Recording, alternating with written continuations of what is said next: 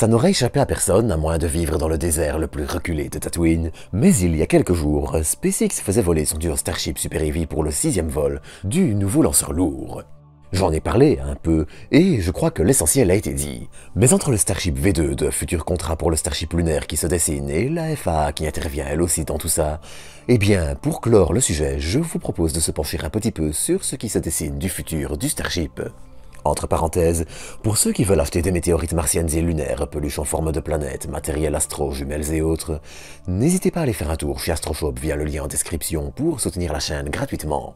Enfin, si cette vidéo vous plaît, n'hésitez pas non plus à vous abonner si vous ne l'êtes pas encore, ainsi qu'à activer la cloche, et liker, commenter et partager cette vidéo. Allez, sur ce, j'ai déjà bien assez parlé alors, bienvenue à vous pour une nouvelle dose d'espace.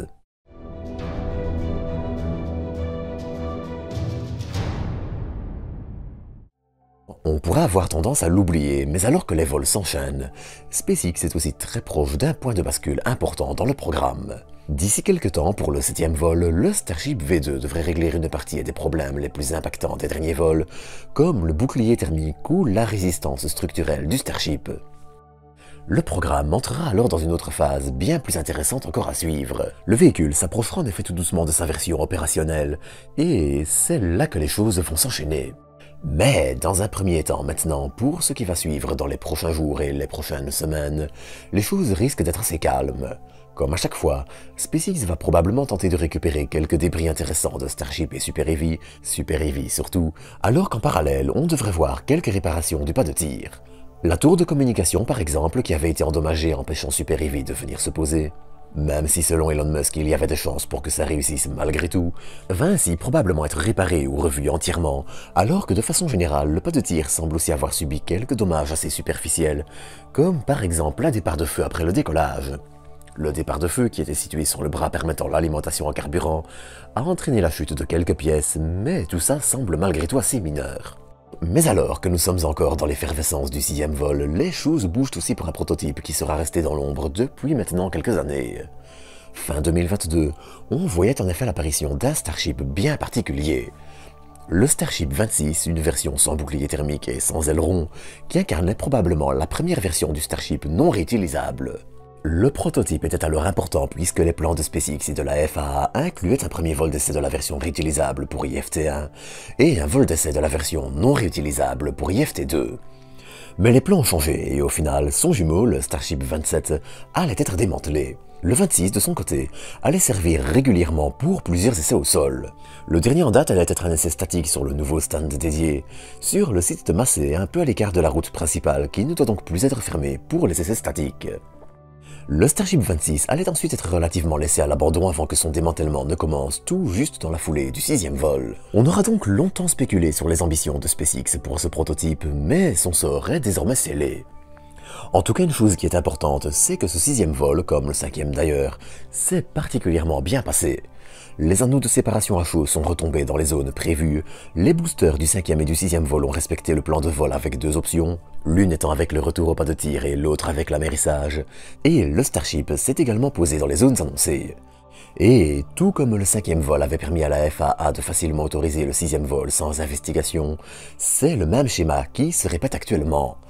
Dans l'état actuel des choses, SpaceX vient de se voir autoriser jusqu'à 25 vols par an contre 5 actuellement. 25 atterrissages de Super Heavy et 25 de Starship. Si ça ne signifie évidemment pas que les plans ne peuvent pas évoluer en cas de souci, le programme commence en tout cas de plus en plus à avoir de belles marges pour s'oxygéner. Et c'est une bonne chose. L'année 2025 verra en effet probablement le développement s'accélérer sur énormément de fronts différents. Car alors que l'intérieur du Starship lunaire se développe rapidement, comme les couches, les systèmes de contrôle ou les supports essentiels à la pressurisation et au séjour des astronautes d'Artemis sur la Lune, d'autres éléments devraient commencer à voler en 2025. Les Starships dédiés au ravitaillement, par exemple, que ce soit la version qui fera le lien entre l'orbite ou la Terre ou la version tanker orbital, devraient voler pour la première fois l'année prochaine si SpaceX veut respecter le calendrier de la NASA pour Artemis. Rappelons en effet que, même si des rumeurs de décalage d'un an ou deux existent, l'objectif est de faire se poser un Starship lunaire pour un premier vol d'essai à vide courant 2026, avant que, fin d'année, les astronautes d'Artemis n'embarquent en orbite lunaire à bord d'un tout nouvel exemplaire pour se poser sur la Lune pour la première fois en plus de 50 ans. Pas de gros objectifs donc, à peine. Alors que, du côté d'Artemis, les choses bougent aussi. La NASA vient par exemple d'attribuer 2 missions cargo vers la surface de la Lune à SpaceX et Blue Origin. Pour rappel, l'agence spatiale américaine avait sélectionné 2 atterrisseurs pour des études sur la faisabilité de missions cargo, permettant d'installer sur la Lune tant des rovers pressurisés que du matériel scientifique, ou, rêvons un peu, des habitats lunaires. Dans ce contexte, on apprenait que SpaceX se voyait attribuer la tâche d'acheminer un rover pressurisé sur la Lune, un rover conçu pour les humains, et qui la rejoindrait en 2032. Et ce rover, ce sera le fameux rover développé par la JAXA, l'agence spatiale japonaise, alors que Blue Origin devrait de son côté livrer un premier habitat lunaire en 2033. Les choses s'accélèrent ainsi aussi rapidement pour Artemis, j'en reparlerai d'ailleurs encore dans quelques jours, donc n'hésitez pas à vous abonner pour ne rien manquer, et les futures étapes du programme deviennent de plus en plus concrètes. Mais au-delà des objectifs lunaires, l'année 2025 devrait aussi voir le Starship réaliser ses premiers lancements de satellites. Probablement pas encore de vols commerciaux, attention, mais des lancements dédiés au satellite Starlink ne devraient pas trop tarder à se montrer non plus. Pour ça, SpaceX devra encore s'assurer d'avoir résolu le problème de soute, qui avait échoué à se refermer après s'être ouverte lors du 3e vol. Et si on sait que l'entreprise travaille sur le problème, il semble aussi assez épineux et difficile à résoudre. Pour rappel, pour déployer ces satellites Starlink, l'entreprise compte utiliser une sorte de distributeur PES, comme il est souvent surnommé, ce qui est assez peu commun dans le spatial. En parallèle de tout ça, début d'année, on attend aussi la première récupération d'un Starship vers le 7e ou le 8e vol, alors que dans le courant de l'année, le second pas de tir au Texas devrait entrer en service. Et si vous vous dites que tout ce programme semble assez léger, sachez qu'on attend aussi l'entrée en service des moteurs Raptor V3 qui devraient booster les capacités du duo Starship Super Heavy, et les Starship V3 qui devraient, on l'espère, pointer le bout de leur nez avant la fin de l'année et rallonger encore un peu le duo. Enfin, pas le bout de leur nez, mais le bout de leur coiffe, mais vous m'aurez compris. Dans tout ça, on peut aussi espérer voir l'année prochaine le premier allumage d'un booster Super Heavy ayant déjà volé. Par la suite, quelques mois après, on peut décemment espérer voir les premiers exemplaires de Super Heavy revoler. Du côté de Starship, en revanche, la question reste aussi plus large. Si les problèmes de déformation, destruction du bouclier thermique et autres persistent après le prochain vol et l'entrée en service du Starship V2, il y a fort à parier qu'il ne faille encore s'armer de patience.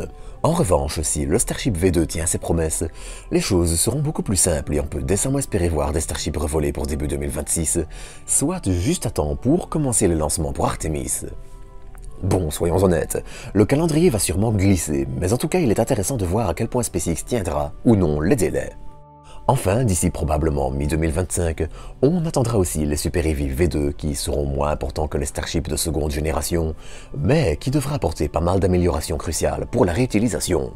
Actuellement, les ailerons en grille par exemple sont systématiquement déformés lors de la séparation à chaud, et même si ça n'empêche pas de récupérer Super Heavy, le fait est que les rabaisser comme c'est prévu améliorera la fiabilité sur plusieurs vols. En résumé, l'année 2025 s'annonce comme une année charnière, où SpaceX devrait aussi avancer sur plusieurs fronts. Et soyez encore une fois certains que je suivrai ça avec vous. En attendant, eh bien, n'hésitez pas à vous abonner pour ne rien manquer. Et quant à moi, je vous souhaite un bon week-end et je vous dis à dans quelques jours pour une nouvelle dose d'espace.